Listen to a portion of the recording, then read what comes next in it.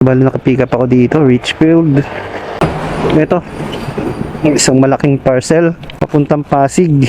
Ito, hindi na maulan ngayon. Di baling mainit, wag lang maulan. Mas mahirap pag maulan. Okay. Okay. Ano po ba to? Board. Kala ko papeles lang nakalagay sa ano. Board ng aircon. Pero tama ba to? Ayun, kasabay ko yan. Meron po. Pasig din. Ito, nasa loob na. Kala ko. Lalamog. Sa pa tinirik mo ba? O simat ko mo? Tapos? Di ka pa tinitirik mo. Hindi pa. Pagka tumirik na, palta na. Kayo sa akin, 15 years na, di pa ako tinitirik. Tumitirik lang pag ano, Pag hindi mo... pag nabasa lang. Saan? Oo. Pwede na. Ano pa bayad ng deliver? Ha? Sa delivery pa doon na. Ha?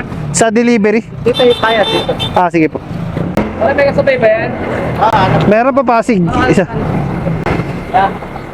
Pag wala naman doon, tol, may gwardiya doon. Pag tayo nabutan pa ng closer, may gwardiya. Regular customer yan. Ito pa. Thank you po. Oo nga eh. Hindi ka naman. Hindi mo kabigatan eh. Kahit medyo malaki. Pangatlong booking, nakakuha na tayo dito sa Baliwag. Yun nga lang, gusto magpa-picture tayo ng lisensya. Iniiwasan na natin yan, magpa-picture ng lisensya. Try kang makiusap, baka pwedeng ID na lang kasi nadali na minsan yung ID ko. Okay, dito na tayo sa pangatlo. So, ito na yung pangatlo natin. Ito, sapatos. Pangatlong booking, puro Pasig to. Wala tayong kadala-dala, no? Mahilig tayong pumunta sa Pasig. Kung papayagan pa rin ako nila, mo mag-accept ng pang-apat. Siyempre, kunin natin. Try natin mag-swipe. Baka sakaling bigyan tayo. Okay, nandito na ako sa Pasig. Meron akong isang... Ito, uunahin ko to kasi ang kulit niya. Kaya tawag ng tawag. Sabi niya hindi naman daw siya nakapuling. Bakit daw ako? Ba't daw ang tagal ko? Hindi siya nakapuling, naka-regular siya eh.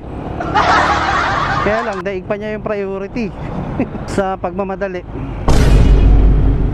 Kaya unahin ko na to. Itong hindi nakapuling na to. Dahil hindi ka nakapuling, unahin na kita.